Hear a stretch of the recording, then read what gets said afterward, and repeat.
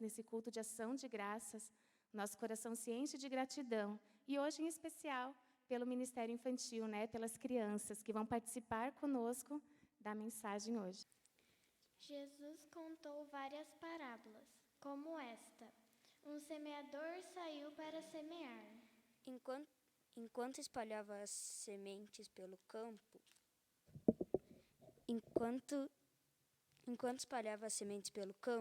algumas caíram à beira do caminho, e as aves vieram e as comeram. Outras sementes caíram em solo rochoso e, não havendo muita terra, germinaram rapidamente. Mas as plantas logo murcharam sob o calor do sol e secaram, pois não tinham raízes profundas. Outras sementes caíram entre espinhos, que cresceram e sufocaram os brotos. Ainda outras caíram em terra boa e produziram uma colheita 30, 60 e até 100 vezes maior que a quantidade semeada. Quem é capaz de ouvir, ouça com atenção. Jesus explicou esta parábola. A semente é a palavra de Deus. Aqueles que ouvem a mensagem do reino e não a entendem são como a semente que caiu na beira do caminho. Satanás vem e tira o que foi semeado neles. As sementes que caíram no meio do caminho, no meio de muitas pedras, são os que ouvem a mensagem e aceitam logo com alegria, porém duram pouco porque não têm raiz. Quando, por causa da mensagem de Deus, chegam os sofrimentos e as perseguições, logo desistem. Outros se parecem com a semente que cai entre espinhos. Eles ouvem a mensagem, mas quando aparecem as preocupações deste mundo e a ilusão das riquezas, elas sufocam a mensagem e eles não produzem frutos. As sementes lançadas em boa terra são aquelas que ouvem e entendem a mensagem e produzem frutos. O que são os passarinhos de hoje que roubam o que você ouviu e aprendeu em casa e na igreja? Quais são os espinhos que têm te sufocado? Será que suas sementes estão sendo plantadas em pouca terra ou em terra boa? Sendo de novo gerados, não de semente corruptível, mas da incorruptível, pela palavra do Senhor, viva e que permanece para sempre. 1 Pedro 1:23. Essa foi a mensagem que nós passamos ontem para as crianças. Como está, né, o solo do nosso coração? Como está a semente, né? Onde que ela está sendo plantada? Podem descer. Muito obrigada. Ontem nós falamos muito sobre semente, né? E a semente, como o Tiago falou, ela é a palavra de Deus. E nós somos muito gratos pela palavra de Deus. Deus estipulou, Deus, Ele definiu que o nosso crescimento viesse através da palavra dEle. Né? Foi essa forma que Deus escolheu para que nós, como cristãos, crescêssemos. E hoje eu vou contar para vocês um pouquinho sobre a palavra de Deus. Só que assim, eu estou contando essa história hoje para as crianças até 99 anos. Tá? Então, eu só estou enxergando crianças até 99 anos aqui. Ok? Então, a parábola do semeador nos fala do solo, de como está o nosso coração. Mas eu vou focar, crianças, aonde? Na Bíblia. A Bíblia é o livro especial de Deus, de Jesus. Ela conta a história de Jesus, isso mesmo. Mas existem várias coisas com as quais a Bíblia é comparada. Por exemplo, o texto de João 6:5 compara a Bíblia com o pão. Diz assim: este é o pão que desce do céu, para que o que dele comer não morra. Então, a Bíblia, ela é comparada com pão. Ela é igual ao nosso alimento. Agora, deixa eu perguntar uma coisa para vocês. Muitas pessoas acham que a Bíblia é igual um bolo de aniversário, que a gente só precisa se alimentar dela de vez em quando. Quem come bolo de aniversário todo dia? Todo dia? Acho que não, hein, Bernardo? Acho que não. A gente não come bolo de aniversário todo dia, não é mesmo? A gente come bolo de aniversário de vez em quando. A Bíblia não é bolo de aniversário, queridos. A Bíblia é feijão e arroz, é saladinha, é carne. Aquilo que a gente precisa comer todos os dias. A gente tem que se alimentar da palavra de Deus todos os dias. Senão, nós vamos ser uma plantinha, bem fraquinha. E Deus deseja que nós sejamos uma planta que frutifique, bonita e vistosa. Ok? Bem bonitona. A Bíblia também compara a palavra de Deus com o quê? Com o quê? Com o fogo. Nossa, o que o fogo faz? Queima, gente, mas o fogo também faz o quê? Ele aquece. Em Jeremias 23, no 29, diz assim: não é a minha palavra como fogo, diz o Senhor. O fogo, ele purifica. Mas o que é purificar? O fogo, ele limpa. Se a gente pegar um pedaço de ferro e que no meio desse ferro tenha ouro, por exemplo, ele vai tirar toda a sujeirinha deste ouro, o fogo vai tirar toda a sujeirinha e deixar o ouro puro e bonito. Assim que é a palavra de Deus, ela tira toda a sujeirinha do nosso coração. A palavra de Deus, ela tira tudo aquilo que não agrada ao Senhor nas nossas vidas. A palavra de Deus também é comparada com uma lâmpada, uma luz. Existe um salmo, Salmo 119, 105, diz assim: lâmpada para os meus pés é a tua palavra e luz para os meus caminhos.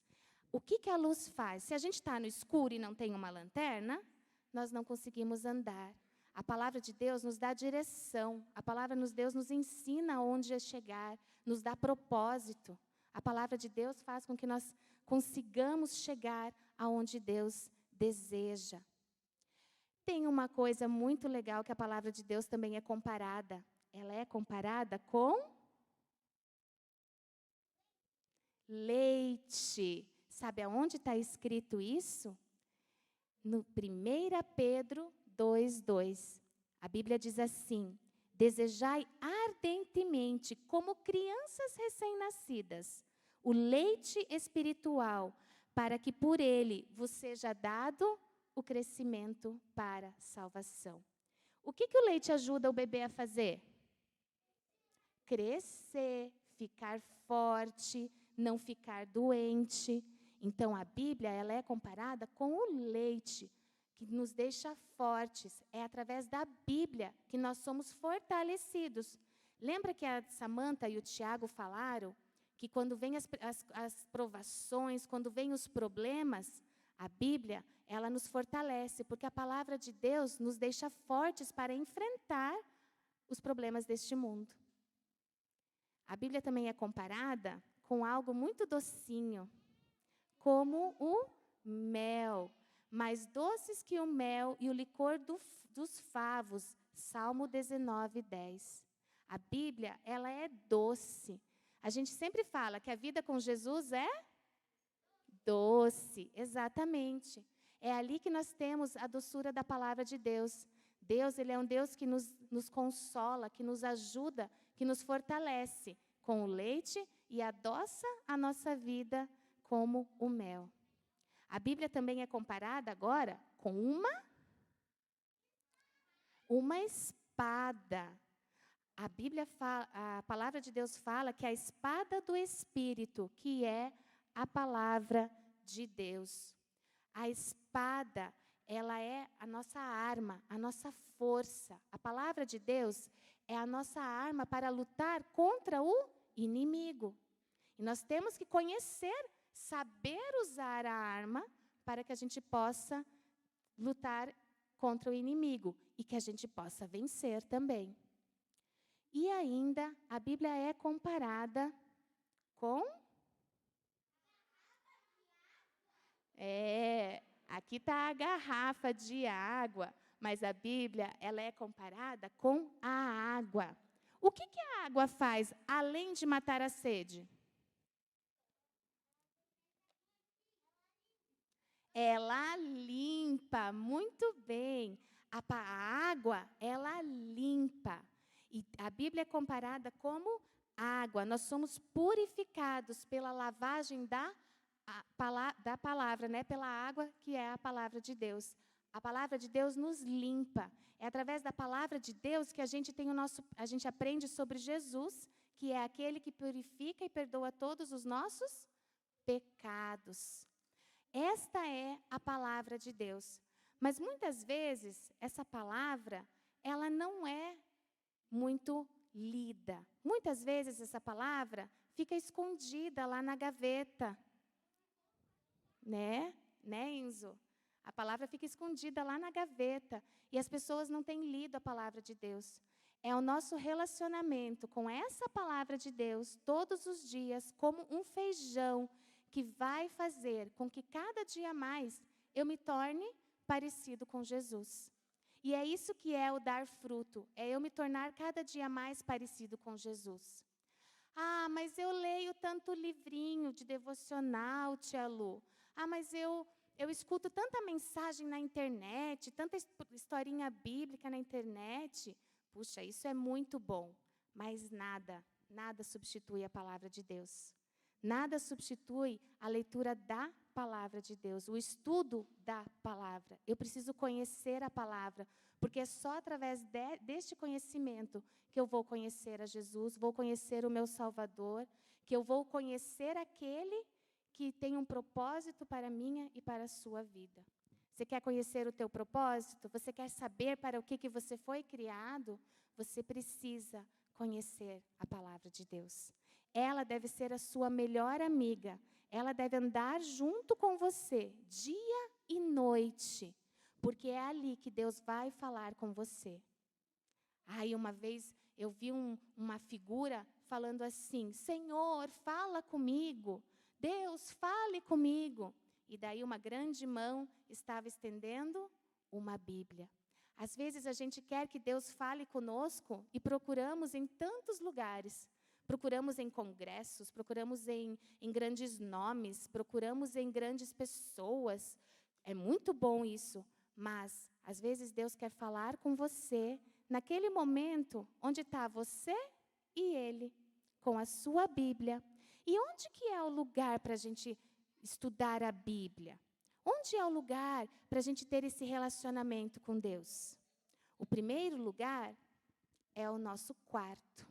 Em Mateus 6,6, Jesus ensina que quando nós formos orar, nós devemos entrar aonde? No nosso quarto.